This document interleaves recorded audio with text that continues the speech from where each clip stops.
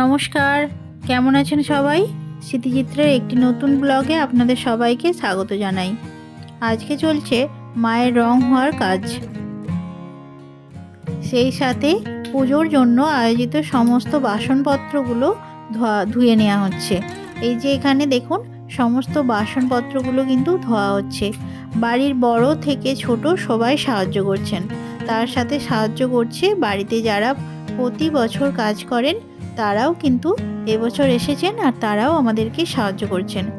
এখানে বাসনগুলোকে ধুয়ে নিয়ে গিয়ে প্রথমে শুকোতে দেওয়া হয়, তারপর সেটিকে ভালো করে মুছে রাখা হয়। কেননা তামার বাসনগুলিতে, বিশেষ করে তামার বাসনগুলিতেই যদি জল থাকে তাহলে পরে আবার দাগ হয়ে যেতে পারে। সেই কারণে বাসনগুলিকে মুছে সুন্দর করে সাজিয়ে রাখা হয়, যাতে করে পুজোর সময় সহজেই যে জায়গার যেটা দরকার লাগে সেটা পাওয়া যায়। আর এই কাজে বাড়ির বউ থেকে শুরু করে ছোট ছোট ছেলে মেয়েরা তারাও কিন্তু সমানভাবে সাহায্য করছে।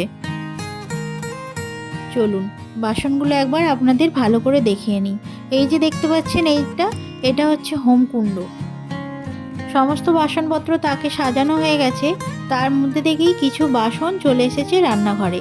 এই যে এগুলো দেখতে পাচ্ছেন, এগুলো সব ভোগের ঘরে বাসনগুলো লাগবে, সেই জন্য ভোগের ঘরে এনে সেগুলো সাজিয়ে রাখা হয়েছে। আর এইখানে দেখুন, উপরে বলতে এটা ছাদে হচ্ছে, তো এইখানে তৈরি হচ্ছে সন্দেশ আর তৈরি হচ্ছে মিষ্টি। এই সমস্ত সন্দেশ মিষ্টি সব কিছুই কালকে পুজোতে লাগবে।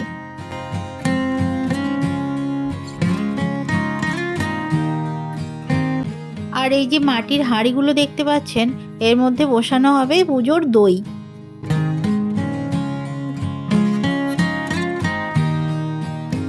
এদিকে যেমন দই মিষ্টি সন্দেশ এর আয়োজন চলছে, আবার অন্যদিকে চলছে বোঁদের আয়োজন। এইগুলি যেগুলো মুড়ি খাওয়ানো হবে কালকে প্যান্ডেলের মধ্যে, তখন এই বোঁদেগুলো দেয়া হবে, তার সাথে মানুষকে দিতেও কাজে লাগবে বোঁদেগুলো। সেই জন্য একবারে অন্যদিকে কিছু বোঁদে ভাজিয়ে নেওয়া হয়, তো এবারেও সেরকম ভাজিয়ে নেওয়া হচ্ছে। চলুন আপনাদের সাথে কথা বলতে বলতে এখন আমি মায়ের কাছে চলে এসেছি। দেখুন মায়ের রং কিন্তু পুরো কমপ্লিট। এবার মাকে পোশাক পরানো হচ্ছে, তার সাথে সুন্দর করে গহনা দিয়ে সাজিয়ে দেওয়া হবে। কি ভালো লাগছে দেখুন মায়ের মুখটা। যদিও মা সবসময়ই সুন্দর, তাও যেন এখন আরও বেশি সুন্দর লাগছে মাকে।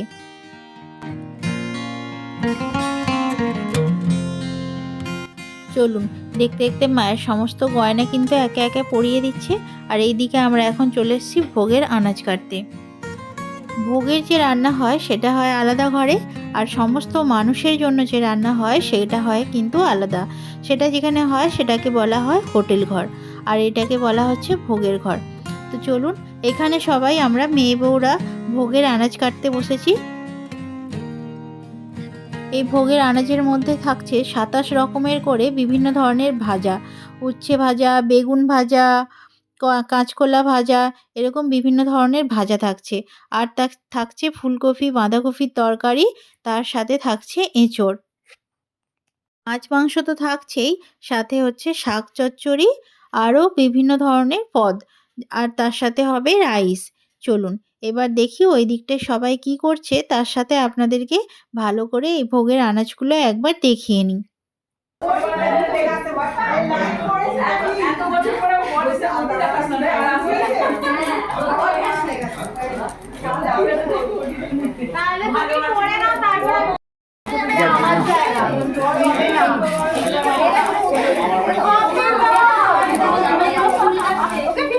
এখানে সাধারণত বাড়ির বড়রা যারা থাকেন তারা বলে বলে দেন যে এইভাবে এইটা করতে হবে, আর আমরা ছোটরা যারা সবটা এখনও জানি না, তারা সেটা শুনেই এখানে কাজ করি।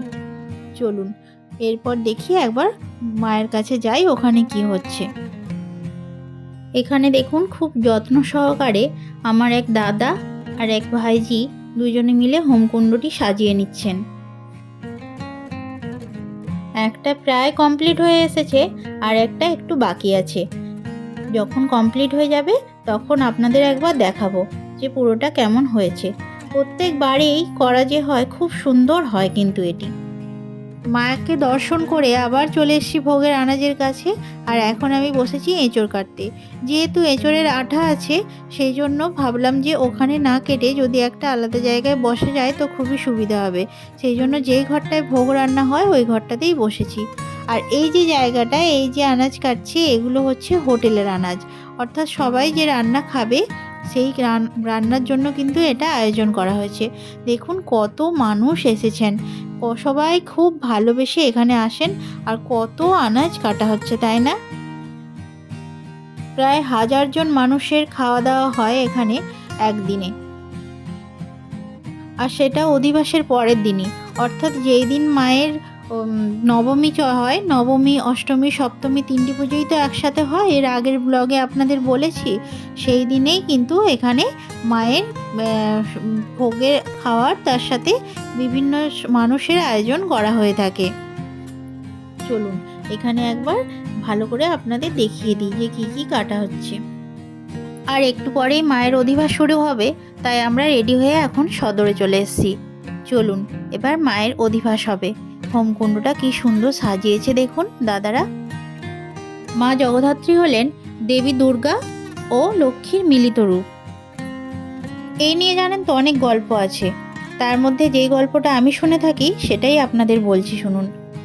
পুরাণ কাহিনী অনুসারে মহিষাসুর যখন দুর্গার সাথে যুদ্ধ করেন, তখন বিভিন্ন মায়ার রূপ ধারণ করে দেবী দুর্গাকে বিভ্রান্ত করার চেষ্টা করেছিলেন।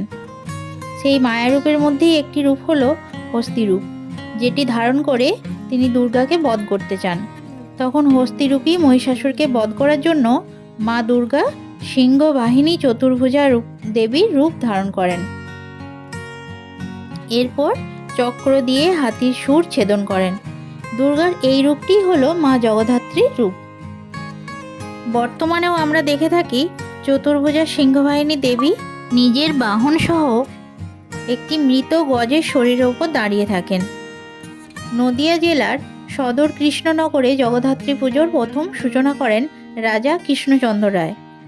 জগদ্ধাত্রী পুজো বিশেষত চন্দননগর ও কৃষ্ণনগরেই কিন্তু ধুমধাম করে হয়। লোককথা হিসেবে শুনেছি যে রাজা কৃষ্ণচন্দ্রের প্রজারা নাকি চাষাপাড়ায় কৃষ্ণনগরে এই ঘটে ও পটে প্রথম এই মায়ের পুজো শুরু করেছিলেন।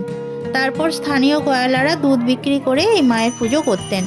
এরপর রাজা এই পুজো করেন, তারপর সর্বব্যাপী এই পুজো হতে শুরু করে। দেবী জগদ্ধাত্রী দেবী দুর্গার মতো হিংস্ররূপ ধারণ করে আসেন না। তিনি সবাইকে আঁকড়ে থাকেন আর মা জগৎকে রক্ষা করেন। যেহেতু তিনি জগৎকে ধারণ করেন, তাই তার নাম দেবী জগদ্ধাত্রী। আমরা বাড়ির যে যেখানেই থাকি না কেন, আজকের দিনে কিন্তু সবাই এখানে চলে আসি। এই যে সবাইকে দেখতে পাচ্ছেন, এরা কিন্তু সবাই আমার বাড়িরই লোক।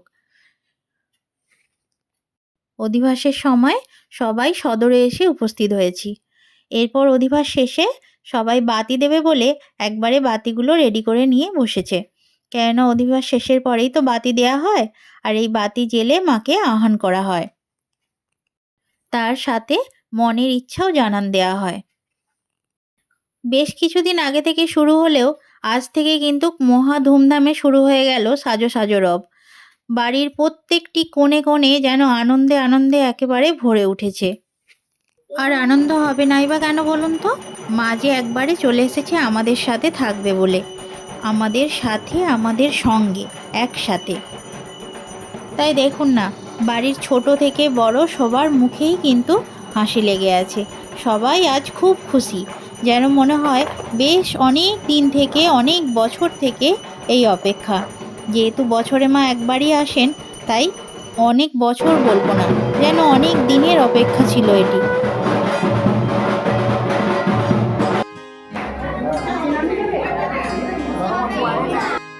অধিবাসের শেষে সবাই এবার মোমবাতি দেওয়ার জন্য চলছে তাড়াহুড়ো। আর এদিকে দেখি, চলুন তো সাম্য কোথায় গেল লক্ষ্য করি। ও এর মধ্যেই থাকে। আসলে কি বলুন তো, যতই চেনা জায়গা হোক তাও ও ছোটো তো, ওই জন্য মাঝে মাঝে খেয়াল করি যে কোথায় গেল। যদিও ওকে দেখলে মনে হয়, বা ওর ব্যবহার দেখলে মনে হয় ও যেন আমার থেকেও আগে থেকে এই জায়গাটা চেনে। ওকে তো ইয়ার্কি মেরে আমার শাশুড়িমা বলেন যে ও নাকি এই বংশেরই কেউ, ওই জন্য হয়তো ও আগে থেকেই এই জায়গাটা সব চেনে। আর সত্যি কথা বলতে কি, আপনাদেরকে বললে কতটা বিশ্বাস করবেন জানি না, ও যখন খুব ছোট মানে সেই হাঁটি হাঁটি শিখেছে, তখনই না ও এই পাড়া মানে চারিদিকটা, এটা তো অনেকটা জায়গা জুড়ে, পুরোটা না ও নিজে নিজেই একা একা খুঁজে খুঁজে ঠিক জায়গায় চলে যেত। মানে ওকে আলাদা করে আর দেখাতে লাগতো না যে এই জায়গা দিয়ে যাবি, এখান দিয়ে আসবি, এই প্যান্ডেলটার এখান দিয়ে যাবি। এটা আমার কাছে কেমন একটা অদ্ভুত রকম মনে হয় জানেন তো। তবে সবাই বলে এটা ওর নাকি এখানকার একটা টান, যার জন্যেই নাকি ওকে আর এই জিনিসগুলো আলাদা করে বোঝাতে হয় না।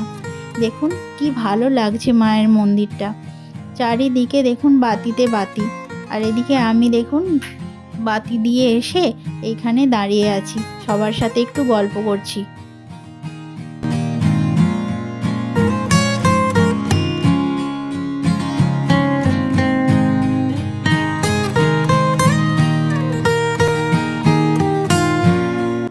ওই যে দূরে একটা স্টেজ বাঁধা হয়েছে দেখতে পাচ্ছেন, ওখানে হবে কালকের অনুষ্ঠান।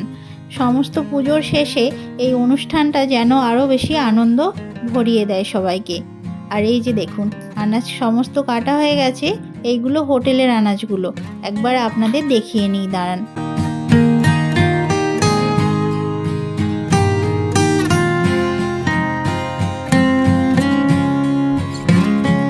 আজকে রাত্রি থেকে রান্না শুরু হবে, ওই রাত 1:30-2 থেকে রান্না চলবে। মানে আজকে সারা রাতই আর কেউ ঘুমোবে না। এরপর কিছু খাওয়া দাওয়া করে আমরা এখন চলে এসেছি সদরে। আর সদরে কি করছি বলুন তো? সদরে এই যে দেখতে পাচ্ছেন পানের ডাবরটা, এই পানের ডাবরটা ভর্তি করে পান সাজতে হয়, আর সাজতে হয় দুর্ব। এখন রাত্রি প্রায় 12:30, ঘড়িতে দেখতেই পাচ্ছেন আপনারা 12:25। তো এর পরেও কিন্তু কাজ চলছে। এবার কখন শুতে যাব জানি না, হয়তো যেতে যেতে ওই 1-1:30 বাজবে। কিন্তু সবাই মিলে কাজ করছি তো মনেই হচ্ছে না যে এতটা রাত্রি হয়েছে। ভীষণ ভালো লাগছে। আবার যে কবে এই দিনটা ফিরে আসবে, আবার দীর্ঘদিন অপেক্ষা করতে হবে। সেই জন্য মনে হচ্ছে যেন আজকের রাতটা তাড়াতাড়ি না শেষ হয়, এইভাবে যেন সবাই মিলে একসাথে হেসে খেলে কাজ করে যেতে পারি। আজকের থেকে কালকে যেহেতু কাজের পরিমাণটা বেশি, তাই সবাই কাজ করতে করতে এটাও ভাবছে যে যদি আজকে একটু তাড়াতাড়ি না শুয়ে পড়া যায়, তাহলে কিন্তু কালকে ওঠা যাবে না। কালকে ভোর 4টের সময় আছে মায়ের ঘর ডোবানো, তো সবাই চেষ্টা করছে যাতে উঠতে পারে, জানি না কতদূর কে পারবে। আর যেহেতু কালকে পুজো আছে, তাই একটু তাড়াতাড়ি সবাইকে উঠতে হবে। আজকের ব্লগটি এখানেই শেষ করলাম, আবার দেখা হবে পরের একটি ব্লগে। ততদিন আপনারা সবাই সুস্থ থাকবেন, ভালো থাকবেন। নমস্কার।